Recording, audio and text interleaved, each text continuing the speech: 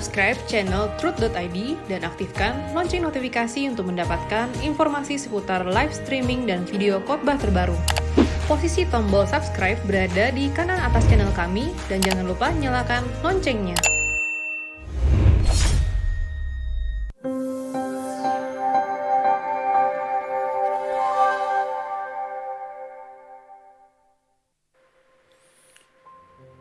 Shalom saudara, kita bersyukur kepada Tuhan untuk kesempatan acara parenting ini dengan mengambil tema yang sangat istimewa mengenai mengangkat anak atau mengadopsi. Tema yang jarang disampaikan atau jarang kita dengar. Hal ini kami kemukakan terkait dengan beberapa pertanyaan yang pernah kami terima dalam acara Anda Bertanya Alkitab Menjawab, juga terkait dengan fakta di lapangan dalam pelayanan kami menjumpai hal ini. Baik, kita mulai dengan menyanyikan satu pujian. Dengan segenap jiwaku, dengan segenap ragaku, rinduku, tekadku, menghormati Bapa di surga. Ajarlah aku ya Bapa, sempurna seperti Bapa, menyenangkanmu, memuaskanmu, melayani perasaanmu dengan segenap hatiku, dengan segenap jiwaku, dengan segenap jiwaku, dengan segenap ragaku, rinduku, tekadku, menghormati Bapa di surga. Ajarlah aku ya Bapa, sempurna seperti Bapa, menyenangkanmu, memuaskanmu, melayani perasaanmu, selalu memandang kepadamu Tuhan, yang membawa imanku pada kesempurnaan. Bapa, beri ajaran agar ku berkenan mengambil bagian dalam kekudusan, supaya layak dipermuliakan, selalu memandang kepadamu Tuhan, yang membawa imanku pada kesempurnaan. Bapa, beri ajaran agar ku berkenan mengambil bagian dalam kekudusan, supaya layak dipermuliakan. Mari kita berdoa, saudaraku. Bapa di dalam surga, kami mau belajar kebenaran dari Bapa. Pimpinlah anak-Mu yang menyampaikan kebenaran ini. Melaluinya berbicaralah kepada kami. Dalam nama Tuhan Yesus Kristus, Bapa, kami sambut kebenaran-Mu. Amin.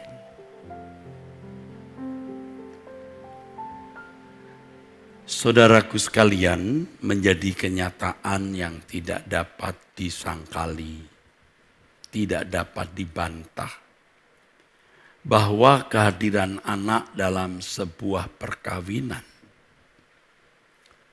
pada umumnya didamba oleh setiap pasangan suami istri. Kalau di timur jarang kita temukan, walaupun ada pasangan yang sengaja tidak memiliki anak.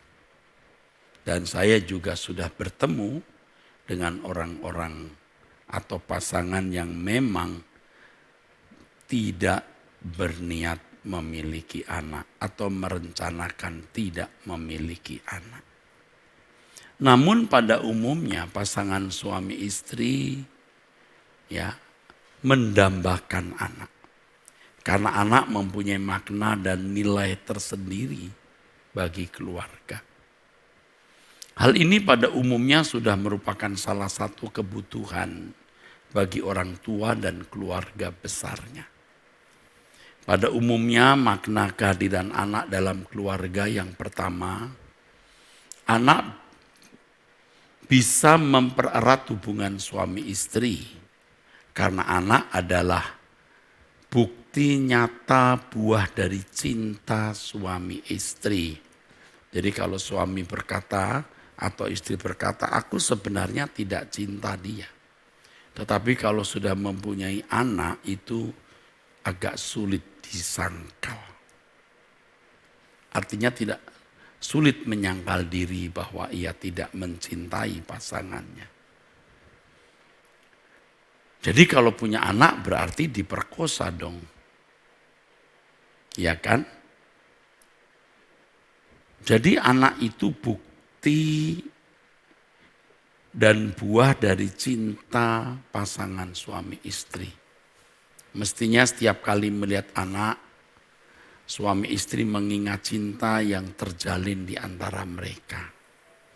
Dan hal itu akan bisa membuat hubungan suami istri menjadi terjalin erat, saudaraku. Yang kedua, anak itu penerus atau penyambung garis keturunan. Dengan kehadiran anak, orang tua dan keluarga besar akan merasa senang karena sudah ada yang akan meneruskan garis keturunan, nama marga mereka. Yang berikutnya, anak itu menjadi harapan bagi orang tua dan keluarga besar meneruskan dan melestarikan tradisi keluarga. Dengan kehadiran anak berarti ada anak yang meneruskan apa yang menjadi cita-cita, harapan, prinsip-prinsip dan filosofi hidup nenek moyang. Serta segala tradisinya. Saudara, anak itu hadir menjadi curahan kasih sayang orang tua. Jadi orang tua ingin mencurahkan kasih sayangnya dan anak menjadi objek curahan kasih sayang ini. Nah, anak juga bisa menjadi penghiburan. Salah satu sumber sukacita penting. Ingat ya, salah satu, bukan satu-satunya. Tetapi banyak orang menjadikan anak sebagai satu-satunya. Ini berbahaya. Pada umumnya orang tua akan merasa senang berada dekat dengan anak dan sebaliknya demikian pula anak senang dekat dengan orang tua. Mama, papa bekerja sepanjang hari ya. Tentu di dalam keletihan dan kelelahan. Lalu setelah lelah sepanjang hari bekerja, pulang bertemu anak-anak, bercanda, rasanya, letihnya, lesunya langsung hilang, langsung lenyap, saudaraku.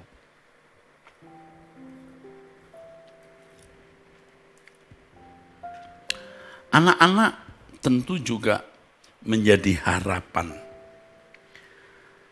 bagi orang tua agar kalau orang tua nanti sudah sepuh, orang tua sudah tua, ya, orang tua memiliki jaminan, ya, jaminan untuk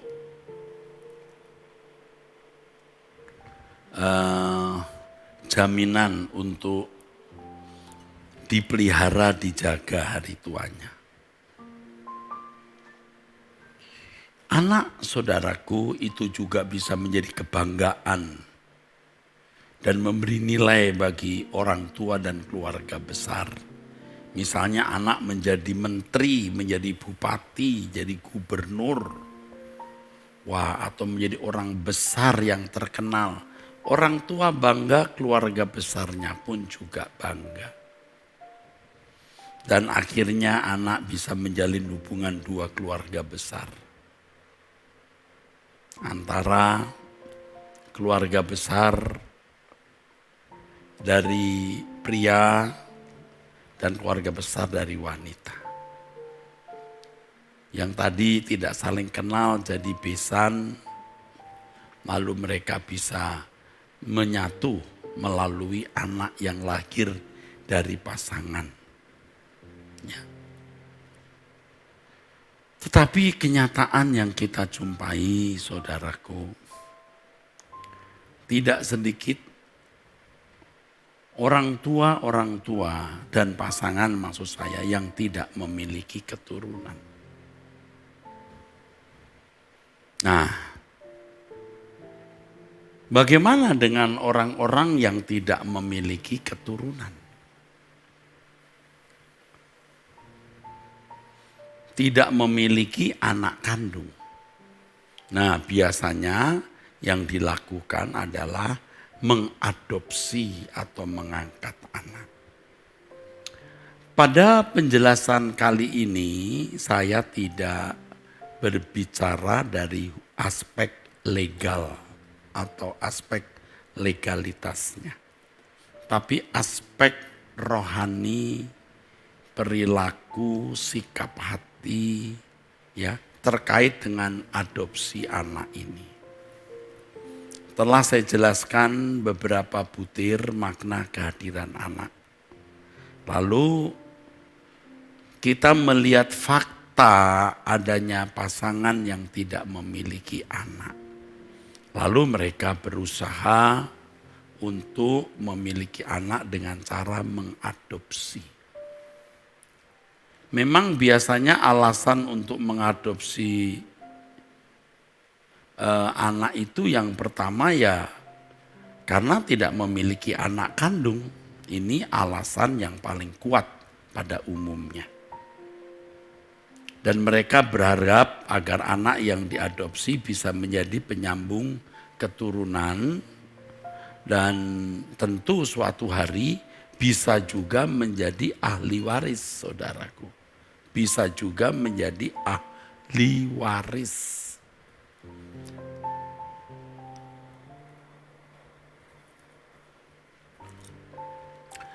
Tentu diharapkan pula anak angkat atau anak yang diadopsi akan memelihara orang tua di hari esok. Dalam hal ini anak angkat juga diharapkan dapat meneruskan cita-cita orang tua dan keluarga besar. Ya. Dan tentu saja anak-anak ini akan menjadi kebanggaan ya saudara. Kebanggaan bagi orang tua ya. Walaupun bukan anak kandung, tetapi kalau berprestasi, anak angkat ini dapat menjadi kebanggaan. Ya. Dapat menjadi kebanggaan bagi orang tua, saudara. orang tua angkat maksudnya. Jadi motif yang pertama jelas, karena tidak memiliki anak kandung maka mengangkat anak dan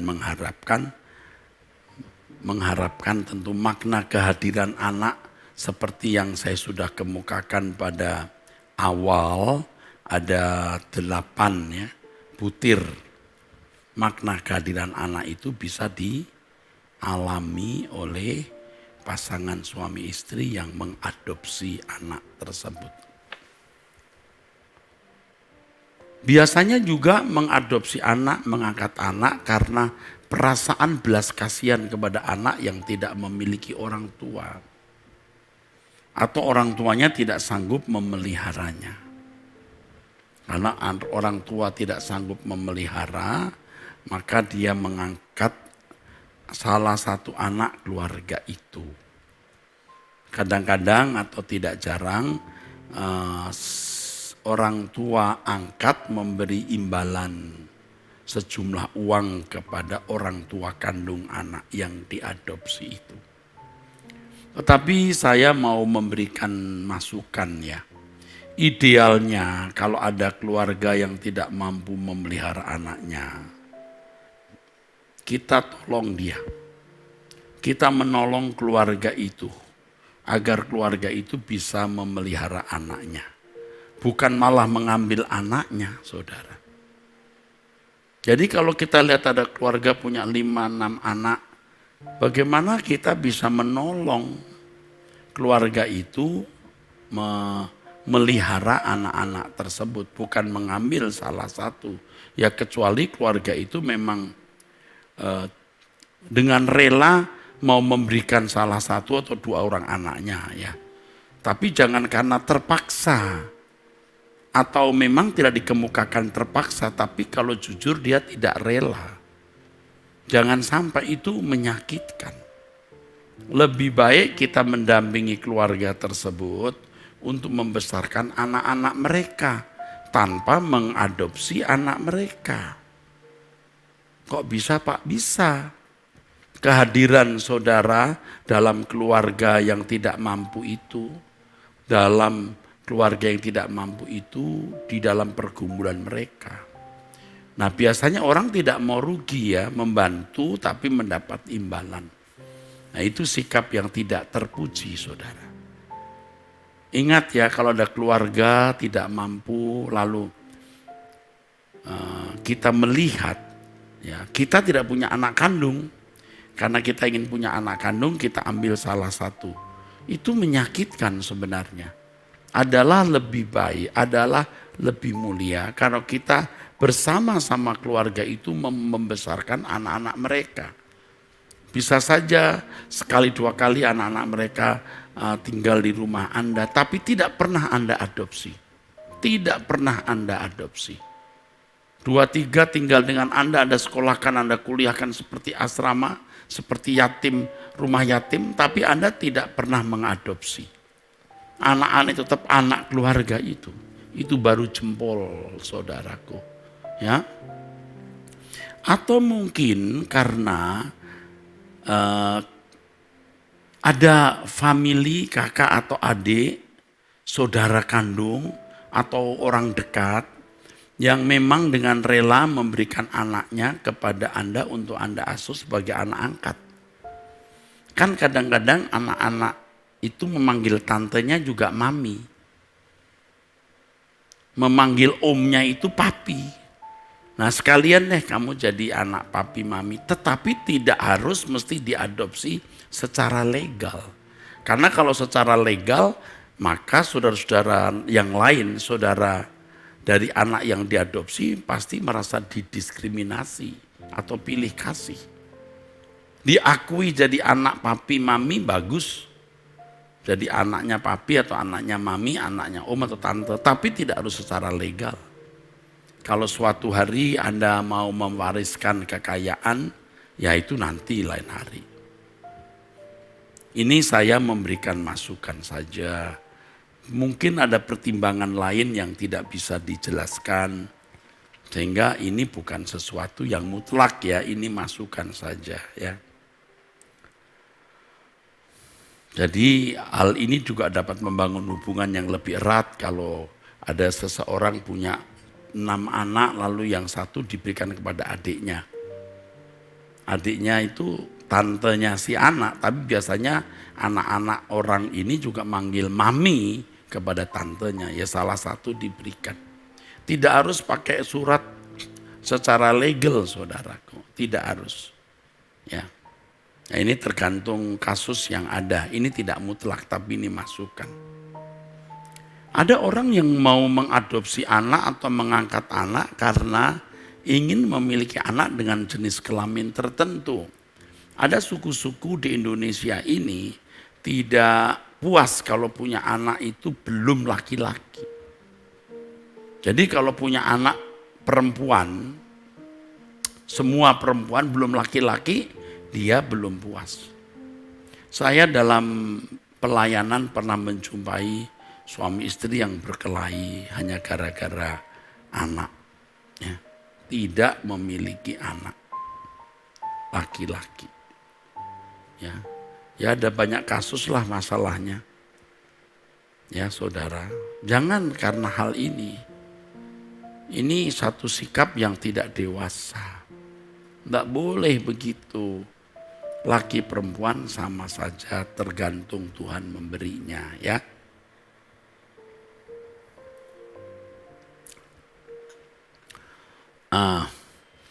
Jadi ada orang mengangkat anak karena ingin punya anak jenis tertentu. Semua anaknya laki-laki pengen punya anak perempuan. Lalu mengadopsi anak perempuan. Bisa saja. Itu terjadi. Ada tradisi kalau pasangan tidak memiliki anak, lalu mengangkat anak, maka pasangan tersebut akan bisa memiliki anak, seperti memancing. Ya, ini sebenarnya mitos saudaraku. Jadi ada 2 mitos mengenai pengangkatan anak ya. Nanti akan saya jelaskan. Ya. Ada juga pasangan yang tidak puas dengan jumlah anak yang dia miliki. Jumlah anaknya 2, dia ingin lebih, tapi sudah tidak bisa lagi. Maka dia bisa mengadopsi anak lain dengan jumlah anak lebih besar. Itu juga memberi potensi bagi keluarga itu. Dan kalau keluarga itu keluarga kaya, keluarga orang yang berlimpah harta, ya supaya bisa ikut mengelola kekayaan keluarga. Nah, alasan-alasan itu pada umumnya demikian. Tentu ada alasan lain yang tidak termuat, tetapi paling tidak ini alasan-alasannya. Alasan mitos yang pertama, mengadopsi anak supaya bisa memancing. Ya, kemungkinan ada faktor-faktor psikologi, ya. Faktor-faktor psikologi yang ini yang membuat seseorang bisa punya anak. Yang kedua, dengan mengadopsi anak maka anak membawa rezeki. Ini rezeki dari orang tuanya atau rezeki dari anak itu. Ya. Jadi seakan-akan anak itu membawa hoki begitu kalau kita atau orang-orang Tionghoa ya membawa hoki. Atau alasan yang kuat juga ini banyak kita mendengar mengangkat anak karena anak ini anak dari saudara atau anggota keluarga yang lain atau family yang sakit-sakitan. Karena sakit-sakitan supaya tidak sakit-sakitan sudah diambil anak saja. Pinter. Dan kalau itu diyakini memang jadi saudara. Tetapi saya menganjurkan jangan berpikir mistik. Ya, jangan Anda dengan mengangkat anak lalu nanti punya anak kandung. Ya, saya memberikan saran nanti di bawah kalau punya anak kandung juga anak angkat jangan bersikap pilih kasih ya. Nanti saya akan bicara. Lalu alasan mitos yang kedua, mengadopsi anak supaya anak membawa hoki atau rezeki. Rezeki anak itu atau rezeki orang tuanya. Atau tiga, anak yang sakit-sakitan. Jika dipindahkan menjadi anak Anda, diangkat dari satu keluarga, maka anak itu tidak sakit-sakitan lagi. Nah, saudaraku, ya. Jadi anak yang diambil itu bisa berasal dari rumah yatim piatu, ya, yang tidak jelas siapa orang tuanya, atau karena hasil hubungan tidak sah, hasil hubungan di luar nikah, atau banyak faktor. Jadi bisa hasil hubungan yang tidak sah dalam usia muda, misalnya siswi SMA hamil, wah, atau mahasiswi baru semester 1, semester 2 hamil, malu, ya. Atau laki-lakinya itu masih usia di bawah 20 tahun, belum bisa jadi ayah. Atau hubungan tidak sah antara pasangan yang bukan suami istri, ini bisa mendatangkan malu, maka anak yang dilahirkan diadopsi. Atau anak angkat itu dari keluarga yang tidak mampu membesarkan karena berbagai faktor. Supaya anak ini mendapat perhatian, kasih, pendidikan, serta masa depan yang lebih baik, maka diserahkan kepada orang yang bisa membesarkan. Tadi saya sudah singgung, kalau keluarga itu masih bisa ditopang, ya ditopang saja, tidak usah mesti mengambil anak secara legal, saudara, ya. Supaya orang tua mereka tidak merasa kehilangan. Ya, kecuali orang tuanya lumpuh, sakit, lalu masuk penjara, terus kena narkoba, sedang terancam hukuman mati. Nah, itu faktor-faktor itu tidak saya bicarakan di sini, itu keadaan atau kondisi ekstrim. Tetapi ada juga orang yang memberikan anaknya kepada orang lain untuk dipelihara, sebab dia mau senang-senang, bebas tanpa beban. Nah, yang ini juga pernah saya ketemu. Ini orang-orang yang tidak bertanggung jawab. Ya.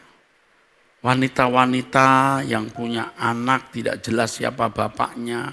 Setelah punya anak dia titipin ke A, dia senang-senang lagi dengan pria lain, punya anak dia titipin lagi ke keluarga lain. Dia pikir dirinya itu kayak itu. Kambing atau itu yang berkembang biak. Kacau itu. Tapi yang ini sudah saya pernah lihat, saudara. Aduh, ampun itu. Kasihan anaknya. Jadi anaknya dia itu bisa berwarna-warni. Kalau dia hubungan dengan orang Tionghoa kulitnya kuning, berhubungan dengan orang bule kulitnya putih, ketemu orang Afrika langsung. Aduh, jadi gelap gulita. Aduh, anaknya jadi itu variasi seperti pelangi. Ampun deh. Atau ada juga orang tua yang memberikan anaknya itu karena mau dapat jasa. Ini jahat. Dia jual anaknya. Wah, kalau suatu hari anaknya tahu hal ini, dendam ya saudaraku. Sakit hati dan dendam ya. Ya, begitu. Oke, itu tadi sudah saya sampaikan beberapa hal. Sekarang saya teruskan. Harus diperhatikan beberapa catatan, saudaraku. Allah memiliki rencana yang indah dan sempurna. Ya. Tidak memiliki keturunan bisa merupakan rencana Allah untuk maksud-maksud tertentu. Jadi kalau saudara sebagai pasangan suami istri yang tidak punya anak, tolong jangan merasa Anda itu sial, malang, kena kutuk. Saya enggak ngerti itu ada pendeta yang katanya ada kutuk kemandulan. Alkitab justru berkata berbahagialah orang yang mandul kok piye. Aduh ampun dah. Jangan begitu. Pasangan yang tidak memiliki anak harus bertanya serius kepada Allah. Apa yang sebenarnya menjadi rencana Allah dalam hidup mereka. Jangankan tidak memiliki anak loh, tidak memiliki teman hidup atau tidak memiliki jodoh pun juga tidak menjadi masalah kok. Demi kerajaan Allah. Baca itu Matius 19 ayat 12, 1 Korintus pasal 7. Kalaupun kita tidak memiliki jodoh itu pun gak masalah. Apalagi tidak memiliki anak. Jangan jadikan masalah besar. Jangan memutlakkan apa yang tidak mutlak. Pasangan yang tidak memiliki anak harus berpikir 1000 kali. Ini istilah yang memang sering kita dengar. Artinya pikir baik-baik. Dan mempersoalkan hal ini di hadapan Allah. Apakah mereka diperkenan mengadopsi anak atau tidak. Jangan macam-macam. Sering kita itu tidak mengerti. Sering ku tak mengerti jalan-jalan-Mu Tuhan, bagai di belantara yang kelam. Tanpa 1000 tanya, namun tetap percaya jejak-Mu Tuhan sungguh sempurna. Seringku tak mengerti jalan-jalan-Mu Tuhan, bagai di belantara yang kelam. Tanpa 1000 tanya, namun tetap percaya jejak-Mu Tuhan sungguh sempurna. Ajarku memahami semua yang Kau ingini, agar hidupku puaskan hati-Mu. Bagimu aku rela sepenuh hati menghamba, serahkan diri genapi karya-Mu. Ajarku memahami semua yang Kau ingini, agar hidupku puaskan hati-Mu.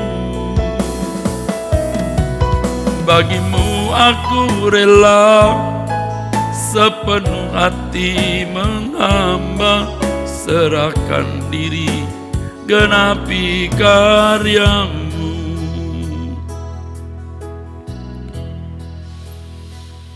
Jadi saudara, kalau tidak memiliki anak itu bukan sebuah kecelakaan. Jangan saudara ikut-ikut orang-orang yang sembarangan main pungut anak atau dengan mudah mengadopsi anak. Jangan ya, bahaya saudaraku. Kenapa? Ikuti terus penjelasan ini.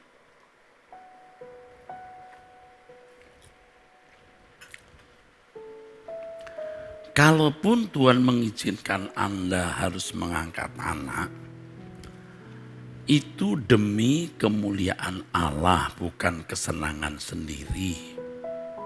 1 Korintus, kalau kita membaca firman Tuhan, saudaraku, mengatakan demikian, saudaraku.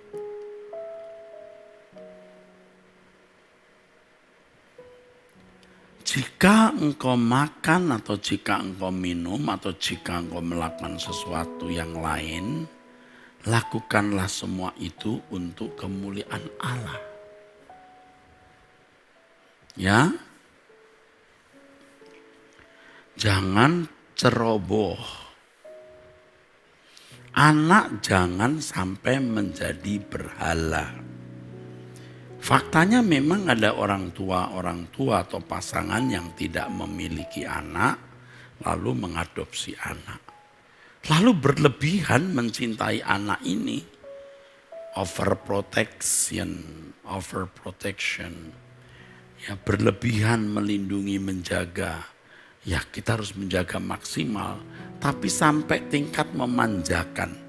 Sehingga anak itu malah rusak. Lebih baik dia tidak pernah diadopsi. Entah jadi anak orang miskin, entah tinggal di rumah yatim piatu. Bisa lebih benar daripada diadopsi, dimanjakan malah rusak.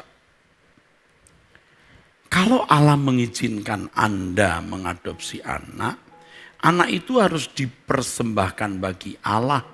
Orang tua harus mendidik, mengasuh, menuntun di jalan Tuhan agar suatu hari anak ini menjadi hamba Tuhan. Menjadi hamba Tuhan itu tidak harus menjadi pendeta ya. Tidak harus menjadi aktivis.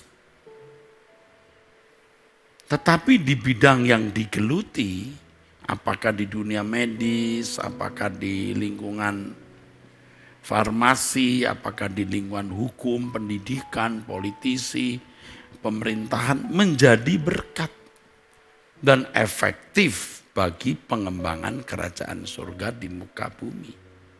Ya. Jadi anak dipersembahkan untuk Tuhan. Anak adopsi Anda itu harus disiapkan jadi anak panah. Anak panah Allah, bukan anak panah kita. Kita bukan mau mengibarkan bendera kita melalui tiang anak angkat ini. Tetapi kita mengibarkan bendera Tuhan, bendera kemuliaan Allah melalui anak itu, saudaraku. Jadi baik kamu makan, baik kamu minum atau melakukan sesuatu yang lain, lakukan semua untuk kemuliaan Allah. Nah ini memang tidak mudah kalau pasangan suami istri tidak dewasa, ya tidak bisa. Mestinya standar orang Kristen itu kan coba A kali.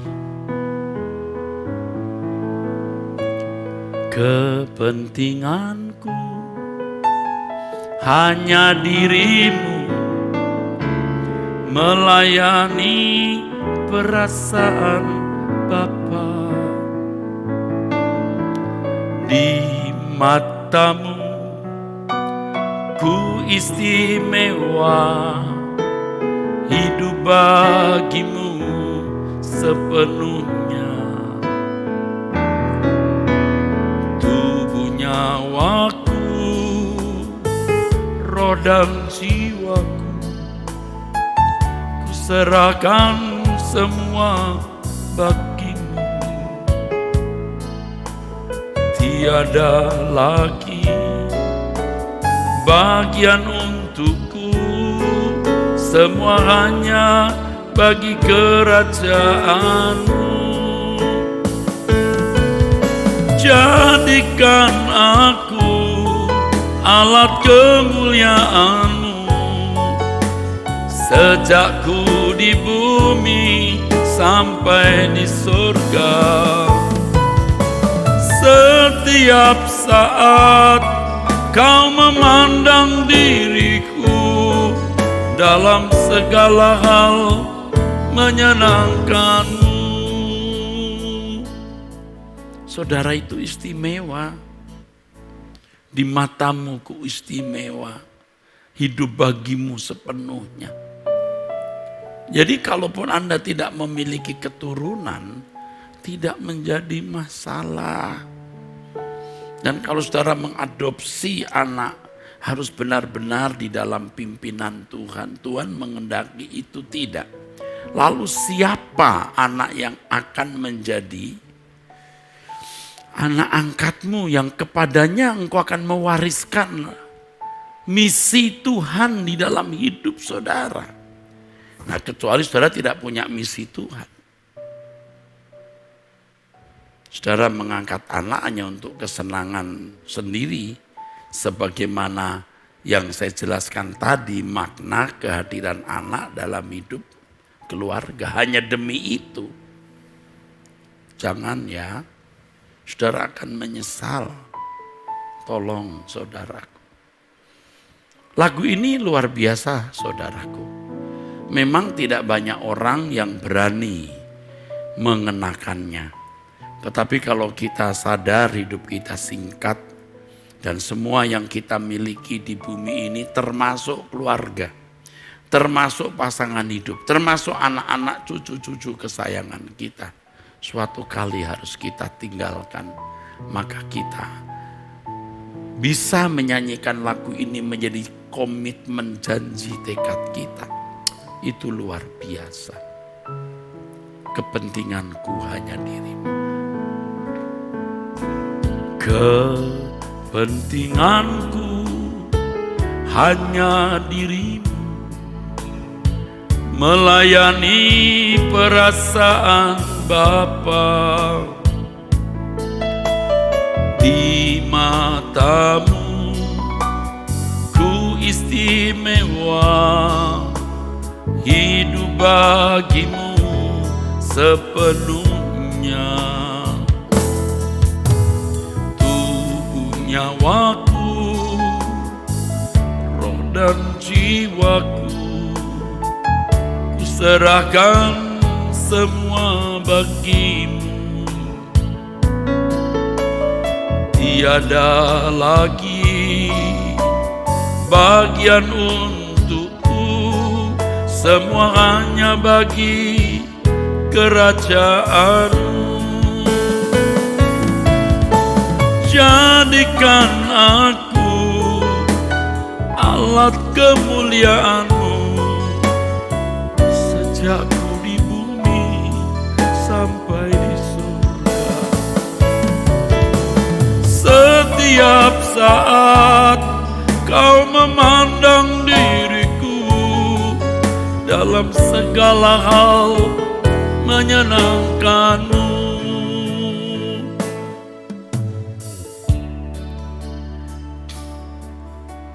Ya, kiranya apa yang saya sampaikan memberkati saudara.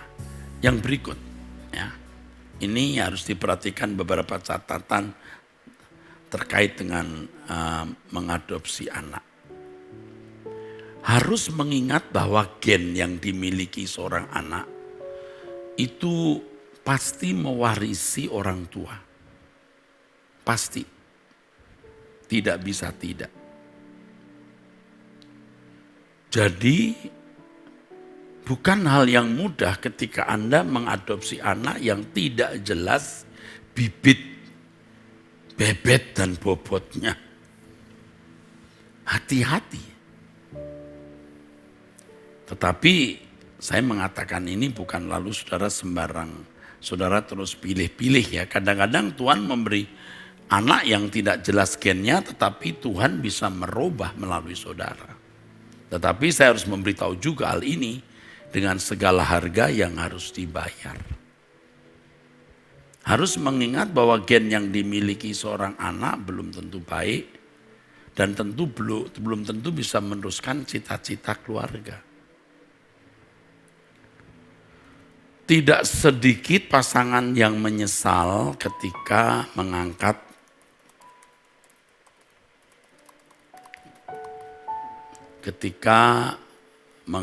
anak. Dan saya dalam pengalaman pelayanan berkali-kali melihat hal itu. Berkali-kali. Makanya tanya Tuhan dengan baik. Jadi kalau orang sekitar saya tanya, Pak, saya mau mengangkat anak. Tanya Tuhan dulu. Ya. Karena memang pada dasarnya banyak orang tua mengangkat anak karena merasa tidak punya anak itu sepi. Padahal kalau dia tenggelam dan hanyut dalam pelayanan, tidak merasa sepi. Dia akan memiliki waktu, ruangan, potensi lebih besar untuk pelayanan ketika atau kalau tidak punya anak. Memang tidak semua anak yang terlahir dengan tidak jelas latar belakangnya itu pasti rusak. Ya belum tentu. Tetapi tidak sedikit yang memang berasal dari gen yang buruk. Hal ini logis saudara.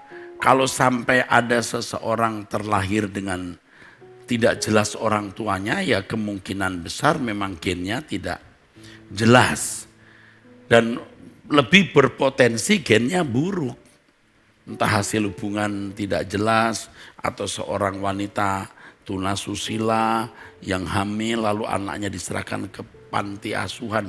Ibunya gennya begitu, bapaknya juga seorang pejinah atau seorang yang melakukan percabulan. Nah, kan pada umumnya jadi secara logis juga jelek. Ingat ini ya tidak mutlak tapi kemungkinan besar. Seperti seorang anak yang tidak diharapkan lahir ya orang-orang itu sebenarnya. Maksudnya tidak semua ya. Ada anak-anak yang seperti tidak diharapkan lahir. Tidak jelas siapa orang tuanya atau hamil tidak diharapkannya. Pernyataan ini hendaknya tidak membuat saudara-saudara kalian anak-anak yang terlahir yang memiliki latar belakang tidak jelas lalu jadi kecil hati, minder, bahkan mungkin menyalahkan Tuhan. Mengapa aku terlahir seperti ini? Jangan, saudara adalah orang yang berharga di mata Allah. Allah mau rubah saudara. Orang yang terlahir dari keluarga baik-baik belum tentu lebih baik, belum tentu. Bagaimanapun kehadiran saudara di muka bumi adalah kehadiran yang diperkenan oleh Allah atau diizinkan oleh Allah atau dikehendaki oleh Allah. Ada satu lagu yang juga saya tulis mengenai hal ini. Ku berharga di matamu. Ku berharga di matamu, ku berharga di matamu, lebih dari semua yang engkau miliki. Betapa mulia diriku, ku berharga di matamu, ku berharga di matamu. Lebih dari semua yang engkau miliki. Betapa mulia diriku.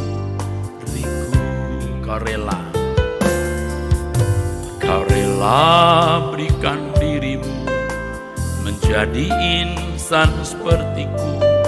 Bahkan mati di kayu salib yang kecil, menebus semua dosaku. Bagaimana ya Tuhan, ku tidak mengasihimu. Segenap hidup ku jadi milikmu.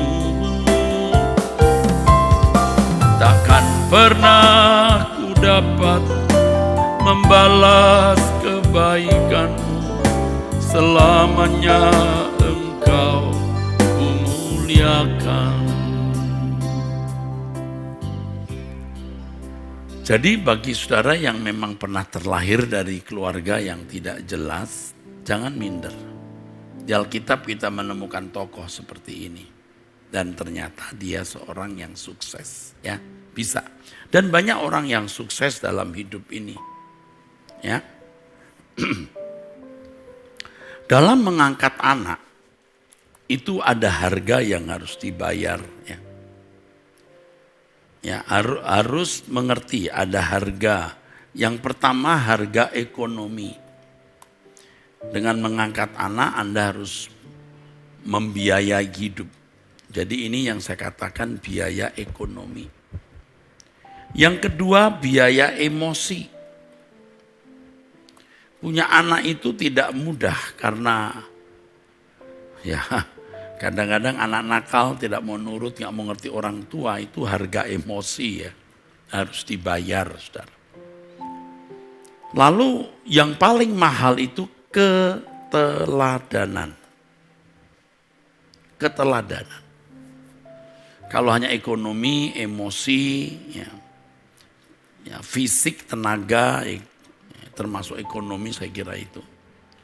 Keteladanan ini yang penting. Anda mengangkat anak tapi Anda tidak memberi teladan, waduh, Anda malah membinasakan anak itu. Lebih baik dia tinggal di rumah yatim piatu lalu menjadi orang yang lebih sukses daripada menjadi anak Anda tapi malah rusak.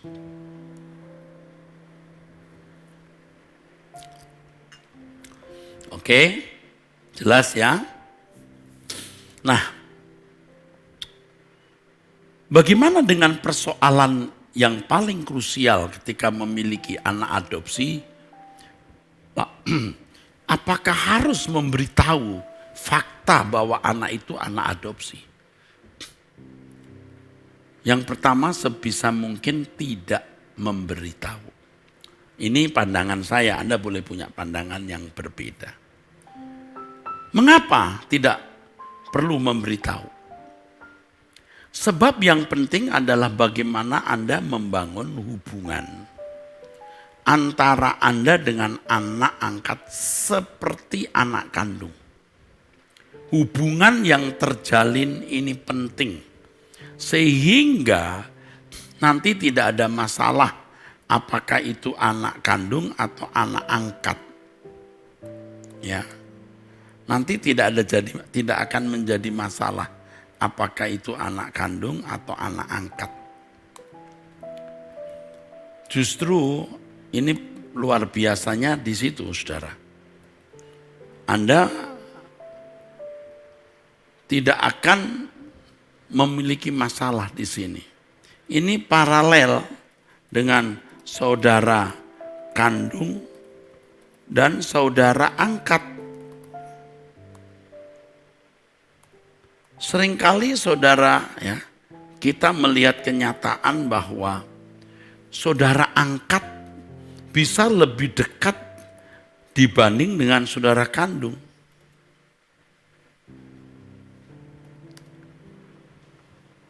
Saya sering melihat kenyataan ini, saudaraku.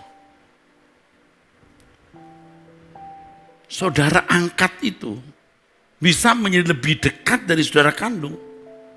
Benar, demikian pula anak-anak angkat itu bisa menjadi benar-benar sebagai anak kandung. Dan menjadi ketakutan orang tua kalau suatu hari anak angkatnya tahu bahwa mereka adalah anak angkat bukan anak kandung. Ya enggak apa-apa, jangan takut ditinggalkan. Toh saudara memberi bukan karena Anda mau mendapat balasan kan. Saya dari dulu mengkhotbahkan, dari dulu dan sering saya ucapkan, orang baik belum tentu tahu budi. Tapi orang yang tidak tahu budi pasti jahat. Orang baik belum tentu tahu budi baik. Tapi orang yang tidak tahu budi baik pasti jahat.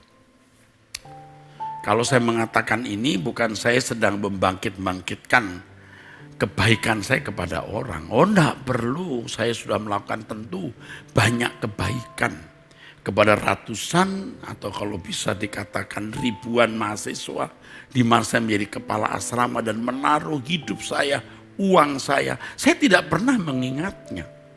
Saya besarkan anak-anak pemuda menjadi orang-orang hebat.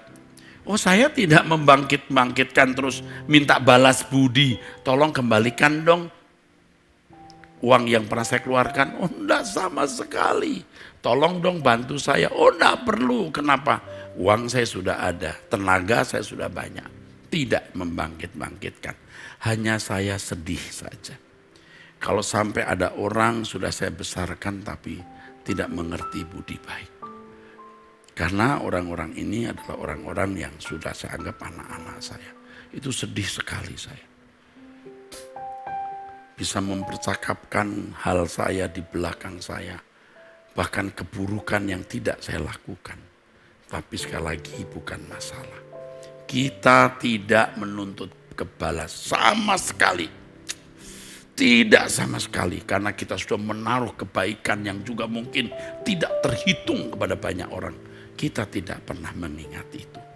Hanya kita harus mengerti budi baik orang. Jadi kalau saudara itu anak angkat, harus ingat orang tua angkatmu. Walaupun mungkin mereka itu miskin, mungkin mereka tidak bisa memberi seperti yang kau ingini. Ya, sebaliknya orang tua angkat, jangan merasa takut nanti kamu ditinggalkan, anak angkatmu tidak membalas kebaikanmu. Tidak masalah. Jangan gelisah kalau seandainya suatu saat anak angkat bertanya apakah mereka adalah anak kandung atau orang atau tidak. Anda bisa berkata, tidak penting kamu anak kandung atau anak angkat, tapi yang penting aku mencintaimu sebagai bagian nyawa dan hidupku. Kalau kamu itu anggap penting silahkan. Tapi kenapa mama tidak cerita? Kenapa papa tidak cerita? Saya bukan anak kandung mama papa. Tidak perlu, nak. Tidak perlu, karena kamu kucintai seperti anak kandungku. Kamu bukan anak-anak mainan, kamu anak kandungku. Kuanggap, kuperlakukan sebagai anak kandungku. Nah, di sini yang penting hubungan cinta kasih harus terbangun sesuai dengan standar dalam hubungan orang tua dan anak tersebut. Jika hubungan antara orang tua dan anak angkat itu baik, harmoni, memenuhi syarat hubungan orang tua dan anak, maka seandainya anak angkat tahu bahwa ia bukan anak kandung, ia pun tidak akan mempersoalkan. Dan biasanya anak angkat yang baik, dia tidak perlu bertanya, mami, saya anak angkat, ternyata anak angkat ya mami, bukan anak kandung mami. Tidak perlu. Kebetulan engkau, ini anak angkat ya, tidak lahir dari rahim wanita itu. Bukan benih papa itu, tapi cinta kasihnya tidak beda. Jadi kalau menurut saya, sebisa mungkin ya tidak usah diberitahu. Kalau sampai orang lain memberitahu dan dia tahu, jawab. Tidak penting, nak, persoalan angka anak angkat atau anak kandung. Yang penting hubunganku sebagai mami dengan kamu itu hubungan yang harmoni. Bagi orang tua yang mengadopsi anak sementara ia sendiri juga memiliki anak kandung. Jadi Anda juga punya anak kandung lalu anak angkat. Anda harus benar-benar tidak boleh pilih kasih. Godaan besar untuk membeda-bedakan. Dan jika Anda melakukan diskriminasi, sikap pilih kasih, ini akan merusak bukan hanya anak angkat tapi juga anak kandung Anda sendiri. Bagi anak kandungmu, hal diskriminasi, pilih kasih itu irama hidup. Suatu hari dia akan berbuat diskriminasi kepada siapapun. Tetapi bagi anak kandung itu dendam. Dendam yang merusak jiwanya. Lebih baik Anda tidak pernah mengangkat anak seseorang. Lebih baik Anda tidak pernah mengangkat seseorang jadi anak. Daripada anak Anda angkat, tetapi Anda lukai begitu. Ini bisa membangun dendam yang tidak mudah terhapus dalam kehidupan anak angkat itu. Ya dendam terhadap orang tua angkat, ya dendam terhadap saudara angkatnya juga. Dia merasa dijahati. Bisa.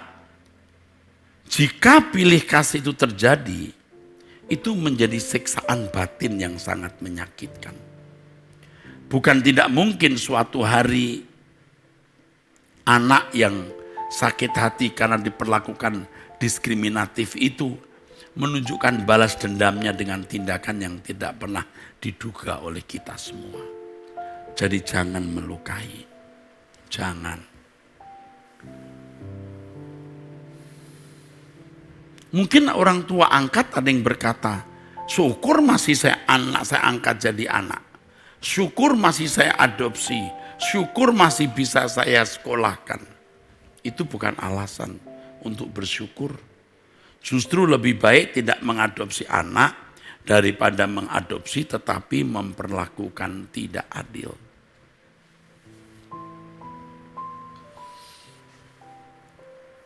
Lebih baik Anda tidak mengadopsi anak daripada mengadopsi anak lalu memperlakukan anak itu tidak adil. Nah, saudara-saudaraku yang kekasih, Saya kira cukup jelas apa yang saya kemukakan sekitar anak angkat ini. Kalau Anda mengangkat anak secara legal dan mereka juga bisa mendapatkan hak waris, padahal mereka gennya itu gen yang buruk, betapa mengerikan. Kalau sampai anak angkat itu dengan gen buruk, tidak saudara entaskan menjadi anak-anak Allah. Saudara tidak entaskan menjadi anak-anak Allah yang baik. Betapa celaka saudara. Gennya buruk. Misalnya maaf, ini penjahat pembunuh. Lalu dia melakukan hubungan badan dengan seorang perempuan tunasusila misalnya. Seorang PSK itu sebutan yang sekarang ini populer. Pekerja seks komersial. Lalu melahirkan seorang anak dengan gen yang begitu buruk. Dan tidak dientaskan, tidak berubah. Waduh. Jadi apa saudaraku? Makanya saudara harus berjuang untuk mengubah anak angkat Anda menjadi manusia sesuai kehendak Allah. Akhir kata saudara, semua yang kita lakukan harus untuk kemuliaan Allah. Jangan bertindak di luar kehendak Allah. Jangan bertindak di luar kehendak Allah. Ku mau hidup seturut kehendak-Mu Tuhan. Ku mau memberi semua yang dapat ku berikan. Ku mengasihi-Mu lebih dari semua. Melayani-Mu di bumi, di surga. Kau ajarku hidup yang sungguh berarti, seperti hidup yang Engkau jalani.